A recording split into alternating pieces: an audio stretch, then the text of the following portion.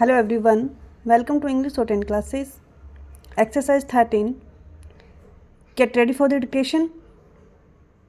Start.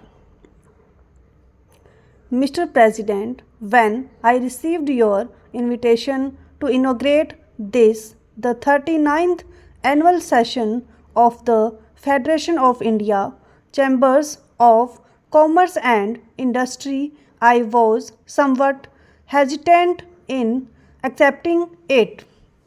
I was aware that since independence, each annual session of the Federation has been inaugurated by the Prime Minister. This, in fact, was the main reason for my reluctance.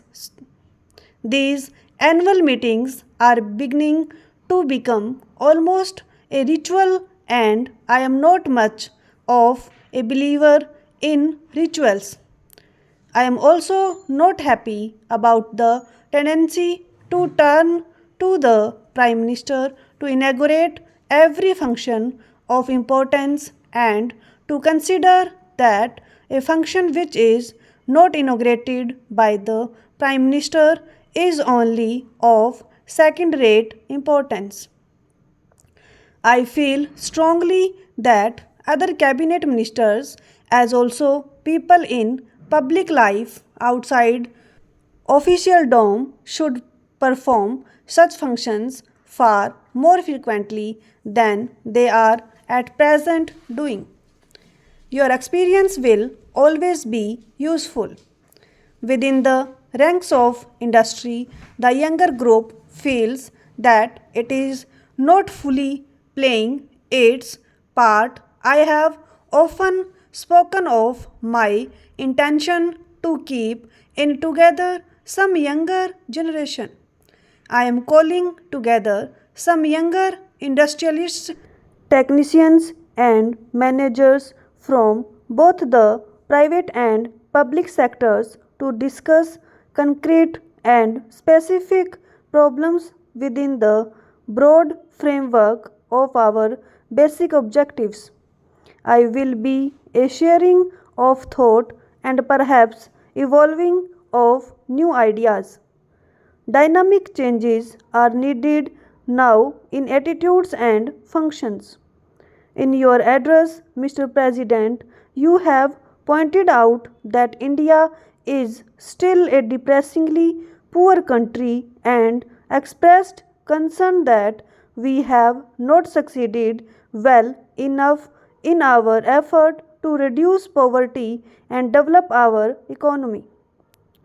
Poverty is indeed the central problem facing us, and it is the way in which we set out to tackle it that we as a nation will be judged. It is a long and arduous battle that we have to wage. It calls for clarity of purpose, for determination, the discipline, the hard work of which we are capable. Slowly and steadily, we shall be building a new and progressive nation in which even the poorest in our country will be able to enjoy a minimum level of living.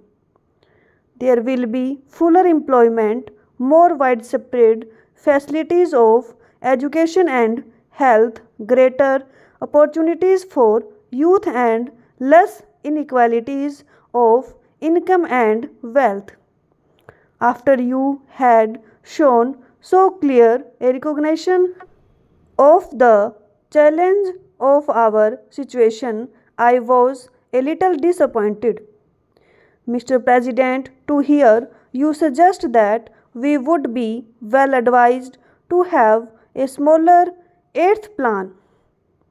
After a detailed analysis of all the relevant considerations and a recognition of the limits of the possibilities open to us, one may come to any conclusion about the size. But to suggest and propagate that a smaller plan is desirable for its own sake and that it may even help in our fight against poverty is not convincing. There is no question in my mind that we have to mobilize our resources to the limit of our capacity and use these human and material resources in a coordinated and efficient manner. If we shirk the responsibility and seek to cover it up by phrases, we shall be merely paying lip service to the cause of the common man. It is not with caution and circumspection that we can win the war against poverty, but by our capacity to take risks and to accept burdens and responsibilities. This does not mean that we should not take the greatest possible care in the husbanding of our resources. I am anxious to seek advice on the methods by which we could achieve a higher rate of growth in our economy and ensure better performance in every sector of our activity with lower investment or input of resources in general. I do not deny that our performance in the recent past has fallen short of our expectations. We could have done better in many directions. However, let us not belittle our achievements. There is much in our record of the last three plans of which we can legitimately be proud.